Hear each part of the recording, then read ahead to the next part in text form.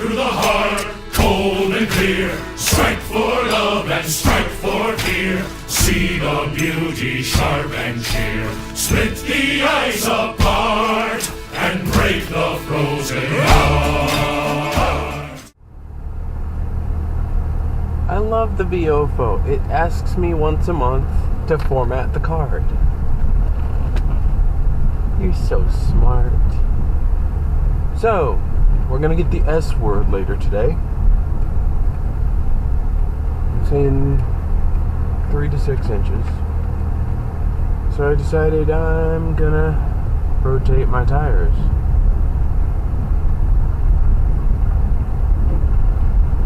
So I did. And it turns out my car and I have something in common. We both have our toe off. So anyway, my alignment, the toe on my front end is a little bit off, so both tires are wearing on the inside of the tread towards the center line of the vehicle. And I kind of had a feeling the alignment was off a smidge. I mean, she tracks sort of straight, but I knew the alignment was just a hair off, and it's really not super urgent that I address it, but I need to do it soon. So now I've got the loft ends on the back and the King Stars on the front. So that gives me some tread, and once I get a couple paychecks in the bag and hopefully get through Christmas, I can go from there to getting the 2 tires off the truck and putting them on here.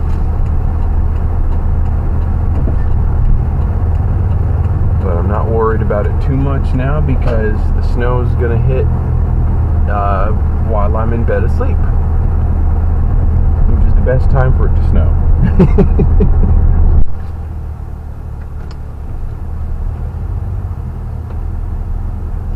I'm gonna get some petrol now, because if I try to do it in the morning, everyone and their brother is gonna be out getting it.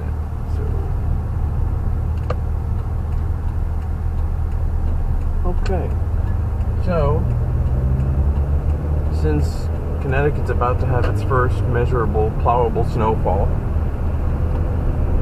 I think it's time that I give my advice to all of you about how to prepare your car for winter driving. Now, first and foremost, obviously, you're going to want to make sure your tires are in good condition.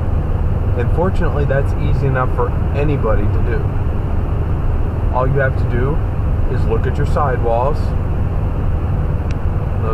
That's the side of the tire that faces outward. There's a matching one that faces inward. That you might have to crawl on the ground with a flashlight to take a look. Make sure there aren't any gouges, chunks taken out of the sidewall, anything that could lead to unsafe operation. And you should check your tires periodically anyway for this. Another thing you should be on top of is checking for proper air pressure. Now, a lot of your newer cars have those stupid federally mandated tire pressure monitoring systems, which are great till, your tire shop breaks one while doing a tire change, or until the battery goes dead in it, and then it costs you an arm and a leg to have it repaired. So it never hurts to buy a good, decent quality tire pressure gauge, and to keep that in your glove box or armrest console, or even in a tote in the trunk or something. You should, in your door pocket. Cars have storage bins everywhere. There's no excuse not to have a tiny little tire pressure gauge and to carry it with you all the time. Now, periodically, you need to check your tire pressure, and it's really easy to do. You unscrew the cap if the cap hasn't fallen off or is not there. If the cap is there, it's just a simple unscrew. Anybody can do that. And you want to take the open end of the tire pressure gauge and push it firmly and straight onto your valve stem, which is that little stubby piece that sticks out. That, you need to make sure when you press that onto the when you press the gauge onto the valve stem, that you don't have any hissing of air escaping, because otherwise it's going to lead you to a false reading. Additionally, as the seasons change, if your climate fluctuates, you're going to want to check them at least at the beginning of every major temperature change.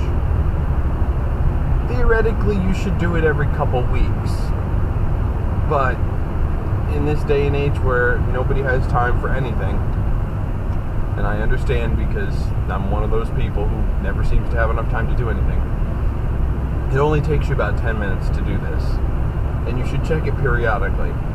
When the temperatures drop for winter season up north, when the spring comes back, your tire pressure is going to change. Even if you're not losing any air, your tire pressure will fluctuate due to the expansion and contraction of air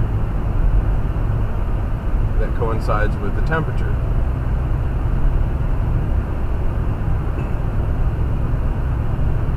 So you need to be on top of that, because poor inflation can lead to uneven tire wear, as well as underinflation can increase rolling resistance, which reduces your overall fuel economy, in addition to causing the tire to be hotter than normal under driving conditions, which could lead to premature failure. You don't want to have a tire blowout. It's only happened to me once in my life, and lucky for me it was on the rear end. If it happens on the front end, it's a lot more difficult to control your vehicle when that tire suddenly goes flat on you. And I do mean suddenly. So you need to do what you can to ensure your tires last, that the tread wear is even. Can you dim your high beams, please? Yeah, fuck you and your focuses. Now, if you do have a tire pressure monitoring system on board your car, you may notice on very cold days that your dash light's going to come on and tell you have low air pressure. And that's why you should have one of those gauges, so you can check it, so you can get peace of mind. Now, there's a lot of controversy and discussion about what the optimal pressure is for your tires. Namely, do you go by the pressure that's listed on the tire placard on your car, or do you go by the pressure listed on the sidewall? The tire placard on the car is designed in mind with you using the original tires for the car. Therefore, let's say you had bought a car and it had Hankook Optimas, just throwing out a random tire make and model, and it says your size and that your optimum pressure is 45 psi. Just throwing out numbers. If you replace your tires with a tire that has a maximum inflation rating of 35 psi, you need to go with the 35 psi. Additionally, if you buy a tire that has a 60 psi rating, and there are them out there, you can safely go to the maximum pressure listed on the tire. So always go by the sidewall, because that is the pressure that is recommended for that specific tire you're using. Another important thing to be aware of with your vehicle is the state of its charging system. Now, a lot of places will do a battery test on your vehicle for free. Most of the chain box stores, they'll check to make sure it's sitting at the proper voltage when it's parked. Now, ideally, your battery will hold anywhere between 11.6 and 13 volts. Your alternator, which is the device under the hood that charges your battery as you drive, Now, keep in mind, I don't know about how hybrids and all electric cars work this out, but it has to do with regenerative braking and all this other magic pixie wrangling. But in any gas or diesel vehicle, you have an alternator which charges your battery. This alternator is supposed to put out 13.8 volts. So if you take a simple $5.99 digital multimeter, you set it on the DC voltage range while your car is running, take the two leads, put one on the negative, one on the positive, and see the voltage. The voltage at your battery should be roughly 13.8 volts when the car is running. Turn it off, check it again. You should be at that 11.6 to up to 13-ish range. If you're in that area, then your charge state's good. But you also need to check on its cold weather abilities. And that's where a good shop will put what's called a carbon pile battery tester. And what it is it's a gauge with a huge load of resistors, basically. It's this massive piece of carbon, basically, that provides a strong resistance to your battery to attempt to wear it down quickly. A healthy battery will not be fazed by momentary use of this, and your battery will test good. Now, if your battery is below charge or is showing signs of fatigue, you can go ahead and replace it if you want, but the best thing to do would be to put it on a charger. Now, the market is currently flooded with a bunch of good automatic chargers.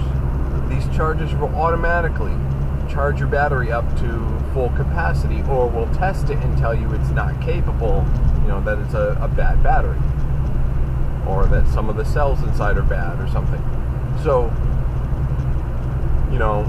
the average battery charger, you can buy them at Walmart. Schumacher's a good brand, really good brand. So if you buy, I don't know about their newer ones, but their older ones were like cream of the crop. So you buy one of these $80 battery chargers, and overnight, while you're asleep, hook it up and let it do its automatic cycle. Basically top your battery's charge off.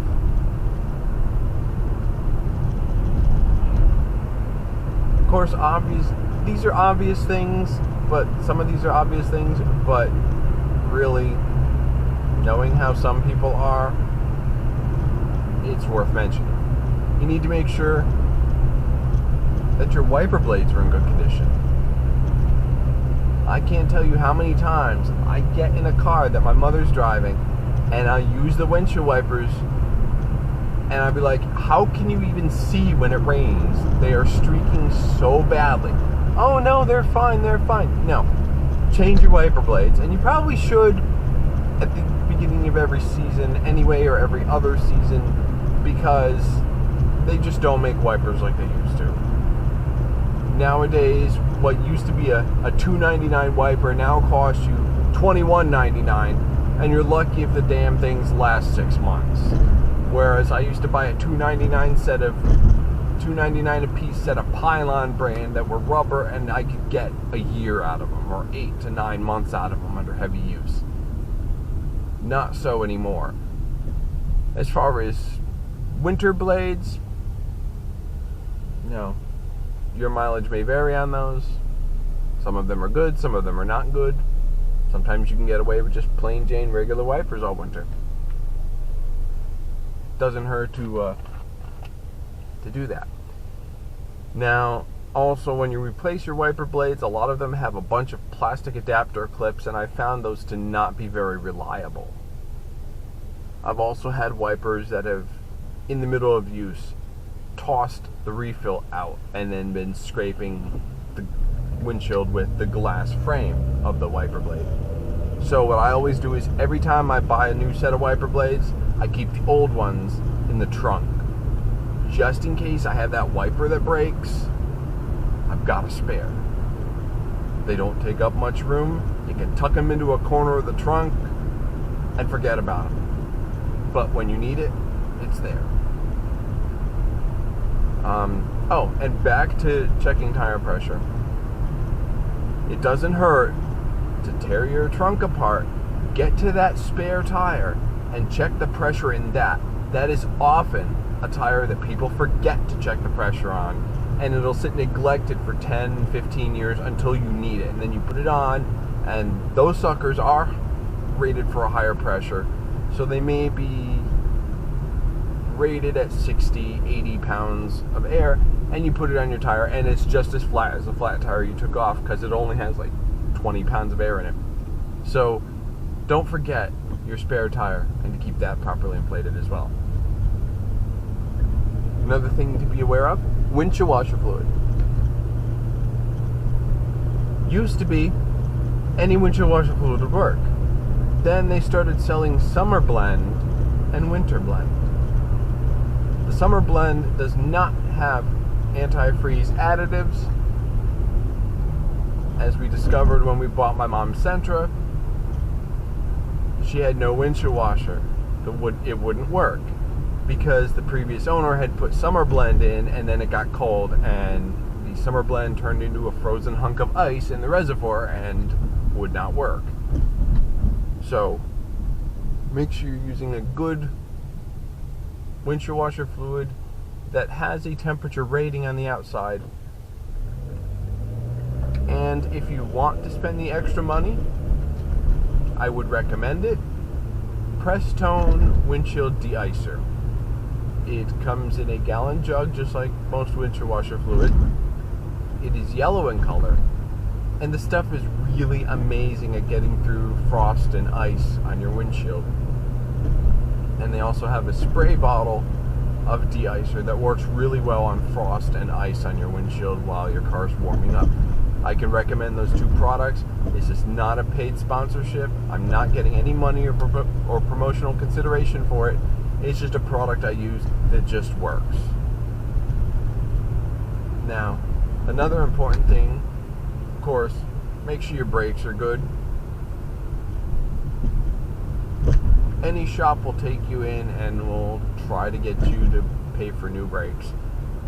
But basically, if the car pulses when you're braking, if there's a grinding noise, if they're squeaking, get them checked, get them fixed, get them ready for the winter.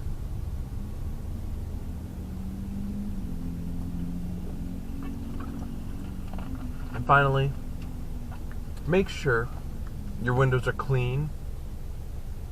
Dirty windows tend to fog up easier because there's particulates and on the surface of the glass that enables water vapor in your breath and in the environment to condense on. If you have a nice clean windshield, if all your windows are nice and clean, they tend to fog up less. And this brings to mind an important thing. During a snowstorm, before you leave the house after it's snowed, clear all of the snow from your car. The hood, the trunk, the roof, every stinking window, every stinking mirror. Clean your car off. It is the law in Connecticut because a woman was driving down the highway behind a tanker truck and a sheet of ice came off the tanker truck, went through her windshield, decapitated her, while her 3-year-old little girl was riding in a car seat in the back seat. I cannot stress this enough. I can't tell you how many times I've had a chunk of ice go flying off at me.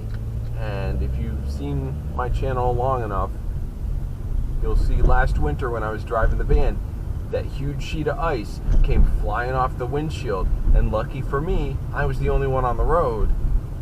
But it came down the front of the van and blocked my vision, and I couldn't see. So, clear off your car. And then finally, one last thing you need to check on your car are all the stupid lights. Make sure headlights work. Make sure your parking lights and turn signals work. Make sure your brake lights and marker lights work. Make sure your license plate light works. Your tail lights, your brake lights. I'm not saying you gotta have every light in the gauge cluster working, the console, no. But make sure your exterior lights are all working. Because you need to be able to see, and others need to be able to see you.